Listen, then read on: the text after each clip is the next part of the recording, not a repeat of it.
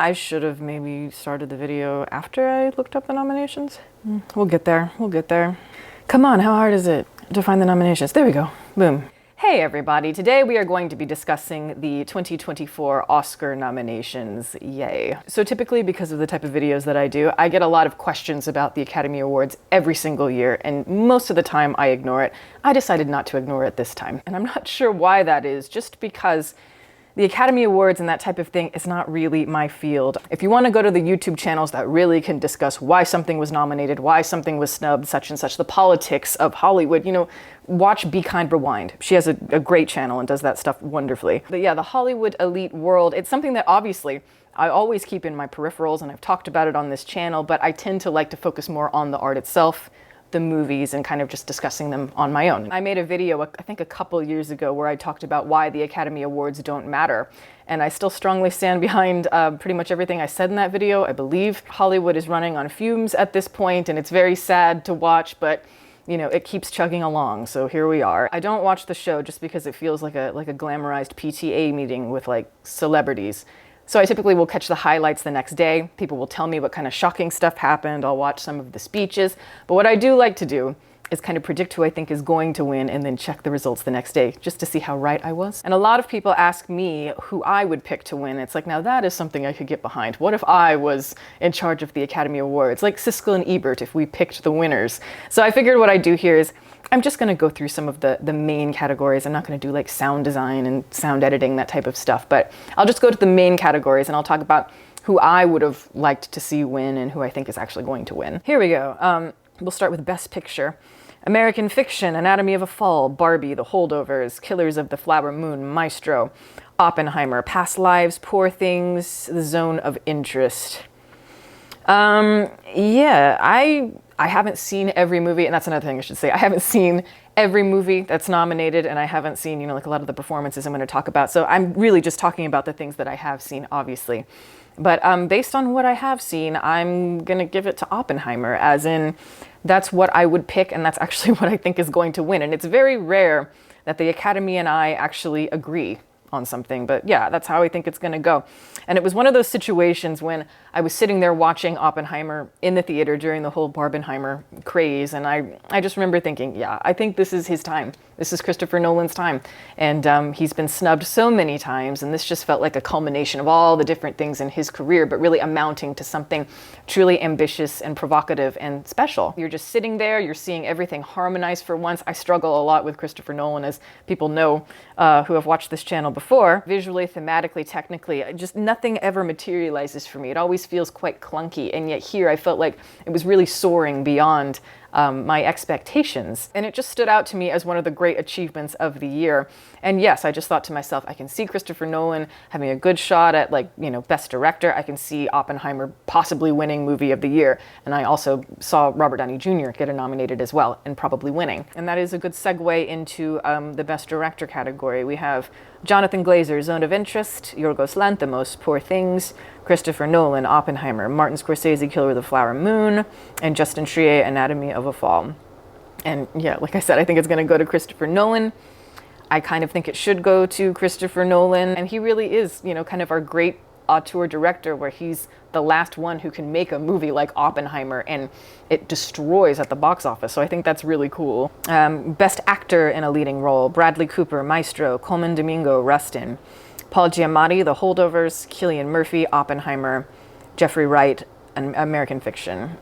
And I think it's gonna go to Paul Giamatti for The Holdovers. I saw part of The Holdovers like over the holidays, but it was very peripheral. I was doing other things. It was on in the background, and I only saw like maybe 2/3 of it. So I'm not going to, you know, review it or anything like that, because it would be quite unfair to the work. But from what I saw of it, you know, it was Paul Giamatti being Paul Giamatti. You know, he's a fantastic actor, and he kind of falls into a certain type of role, I think, and he does that very, very well.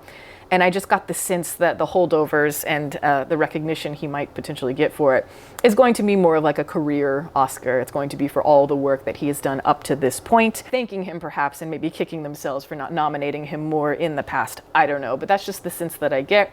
And Giamatti, you know, he's quite charming and funny. I've seen a couple of his acceptance speeches thus far on the awards circuit, and it's like, yeah, you know, he's he's really pleasant as a personality. And so, I think I would be very happy for him to win. Again, more just for the body of work. But if it were up to me, I would definitely be picking Cillian Murphy, like without question. I just found that performance to be absolutely astounding. It knocked me over when I was watching it, just because the approach to it was so skeletal, and yet somehow that skeletal approach somehow felt a lot more powerful, a lot more intimate. It's like he could somehow infuse himself, Cillian Murphy could like infuse himself into the abstractions that Christopher Nolan was creating and somehow bring us in with him. And I find it to be a really, really difficult thing to do, especially when you're working in like IMAX format, where it's like the screen is like this big and it's like basically just encompassing your entire face. So it's like every subtle facial expression you make is very, very key, very integral to the entire experience. And I just felt like the weight of what Cillian was able to carry constantly was just really, really remarkable. I think it's an ambitious performance. And I've talked about people like Bradley Cooper a lot, from Maestro, and how I really struggle with all the prosthetics and all the external work. And it's like, when he actually gets down to the character itself, it doesn't feel very honest. It doesn't feel very authentic. And I felt completely opposite about Cillian Murphy. He was working internally so that it could reflect externally. And there's just something really, really, I think, cerebral and profound about that. So for me, it's not even a question. It should go to Cillian Murphy. And again, maybe if I see the holdovers all the way through and devote my attention to it, maybe I'll feel differently. Best Actress in a Leading Role: Annette Bening, Nyad; Lily Gladstone, Killers of the Flower Moon; Sandra Hüller, I'm sorry, I can't pronounce it. Anatomy of a Fall; Carey Mulligan, Maestro; Emma Stone, Poor Things. So I think this is going to come down between Emma Stone and Lily Gladstone, but I think it's going to go to Lily Gladstone. And I think it's going to be more for political reasons. And this is why just don't take the Oscars seriously. I see people getting so frustrated by the nominations, and I'm like, oh my God, it's ridiculous. Come on. Just look at it with a bird's eye perspective and look at it as very silly.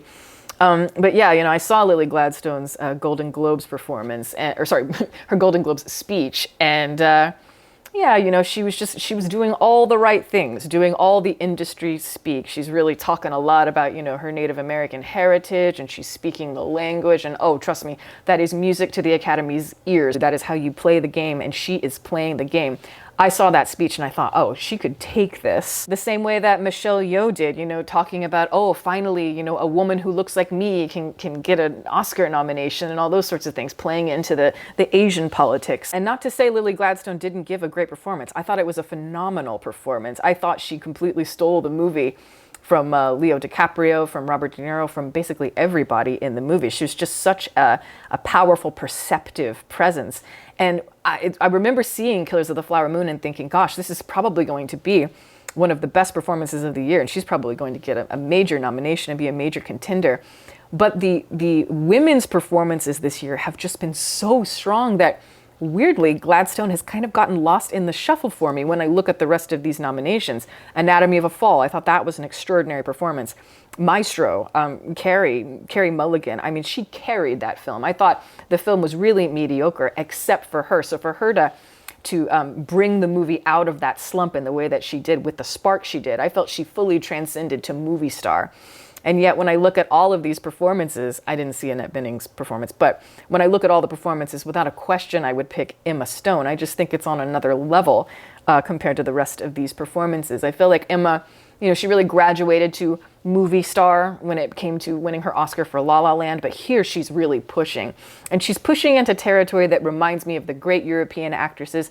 This performance reminded me of something you might have seen Sissy Spacek do back in the day, because, I love Sissy Spacek because she was just fearless. She would just throw herself physically and emotionally into everything, and she wasn't afraid of how she looked and all of that, and yet there was such an incredible technique to it. It's not like she's just being, over the top for the sake of being over the top. And I felt the same with Emma Stone. I thought just by far this was the best performance she's ever given. It was extraordinary. She carried me through every single turbulent experience of her character, and Bella Baxter, I do think, is one of the great characters of the year. So yeah, to me, it's not even a question Emma should win this, but I felt the same about, Cate Blanchett last year, and we know how that turned out. So Best Actor in a Supporting Role, we have Sterling K. Brown, American Fiction; Robert De Niro, Killers of the Flower Moon; Robert Downey Jr., Oppenheimer; Ryan Gosling, Barbie; Mark Ruffalo, Poor Things. Am I the only one who did not like Mark Ruffalo in Poor Things? I just felt like he was never convincing. He never settled into it. He always felt uncomfortable, but that is just me. So I don't know what he's doing on this list. May December just got the shaft, and I'm not surprised. When I saw the SAG nominations and how they were leaning way more towards like Naiad and that sort of thing, I was like, yeah, it's not going to get anything. So if we're up to me, Charles Melton would be on this list, and he would be a high contender for this award. But no, I think this is going to go to Robert Downey Jr., and I want it to go to Robert Downey Jr. And again, like I said at the beginning of this video, when I was watching Oppenheimer, and in particular watching Robert Downey Jr.'s performance, I was like, yeah, I think he's going to win the Oscar based on this performance, because it felt like really graduating into a mature, maybe third act of Robert Downey Jr.'s career. Third act, fourth act, whatever you want to call it. I look at him in his early career, and he did prove to have a lot of versatility, and he could be a leading man. He could do complicated work like Chaplin will say. Obviously he had some troubles, and once he got out of prison and returns to movies, it's like he's not getting the same parts. He's playing a lot of kind of like bit parts, character actory type stuff, and yet he's often so extraordinary and you can't take your eyes off him. He's always given me this kind of jazz musician type of feel. He just kind of marches to the beat of his own drum. He's very charismatic, but it's always just slightly off kilter. The energy is just a little bit different from everybody else in a way that is kind of strange, but always compelling, at least to me. Of course, that acting style is very specific, and they were able to harness it. And one of the great characters he ever played, Tony Stark, he was just born for it. But obviously, when you play a big part like that, you start to kind of fall into the Marvel machine. You become a cog in the Marvel machine, we'll say. And then he stopped making interesting artistic work. But now that he is finally out of that world again, it's like, no, he can jump back in and do things that maybe challenge him a little bit more. And what I love about this performance in particular is it seems so unlike Robert Downey Jr. It's like, yes, it's still him. Yes, it's clearly a very seasoned and strong actor. And yet, like Cillian Murphy, he's pulling it back. He's being very subtle. I think a lot of it has to do with, the camera and everything being, just so present. Facial expressions in particular have to be more pulled back, which is something that I don't think Robert Downey Jr. is used to. And he did it just brilliantly. So again, I would love to see him win this Oscar. I always kind of wondered, is he ever going to win it? And yeah, I think it's just kind of the perfect storyline, the perfect actor arc, if you will. Actress in a supporting role: Emily Blunt, Oppenheimer; Danielle Brooks, The Color Purple; America Ferrera, Barbie; Jodie Foster, Naiad; Divine Joy Randolph. Is it Divine or Divine? I don't know. Yeah, so that's kind of a skimpy category, and America Ferrera being in this, so silly. And it is for just that cringy feminist monologue that she gives in Barbie, but I don't understand why, what's her name? Julianne Moore wasn't nominated, because to me, that is the definition of a great supporting performance, like an ideal supporting performance.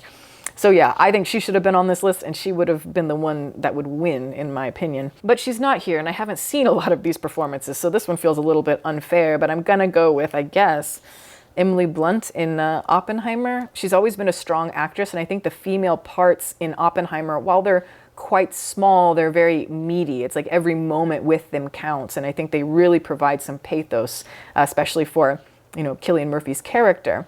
And yeah, so I just thought Emily, she did a wonderful job, and I also think she has really great chemistry with Cillian. Weirdly, she's got, I don't want to say dominant, but she's got something about her that's really intense, and something about him that feels a little bit frail, and I thought that was kind of interesting, the way that they played off that together. But Divine, whatever, Joy Randolph, I think she's going to win. I think that category is a major lock. And when she wins the Oscar finally, I guess I'll learn how to say her name. Best Original Screenplay: Anatomy of a Fall, The Holdovers, Maestro, May December, Past Lives. I think it's going to be Anatomy of a Fall, just because there have been a lot of nominations for Anatomy of a Fall, I've noticed, just collectively through the award circuit thus far. And I see the screenplay categories at the Oscars to be, not always, but a lot of times they're the category where it's like, oh, we'll give this to the ones that aren't going to win in the major categories like Best Picture and Best Director and that sort of thing. And they usually, not always, but they'll often give it to like a foreign film or something. So I think it's going to be Anatomy of a Fall. If it were up to me, I didn't care for that film, but if it were up to me, it would be May, December, no question. I loved that film. I think, and even when I was watching it, I thought this is going to be one of those movies that really, like, people aren't going to understand it. It's going to be a movie that grows, I think, with time. And so, yeah, I am not surprised that the Academy did not recognize it. It doesn't seem like the type of movie that the Academy would recognize. And adapted screenplay, we have American Fiction, Barbie, Oppenheimer, Poor Things, The Zone of Interest. I think it's gonna be, it's hard. That's a really hard one. I think it's gonna be Barbie. And the only reason I say that is because Greta Gerwig did not get a nomination for Best Director. I think I would go with Poor Things. Just because even though I struggled a lot, I would say, with the third act of that movie, and I really struggled with the conclusion of it ultimately, and that kind of leaves a sour taste in my mouth. But the rest of it is just so strong for me. I found the film to be dark and mystical and surreal, everything that you could want in a movie. All the magic of creativity is I really felt it when I watched this film, and I thought the script was wonderful.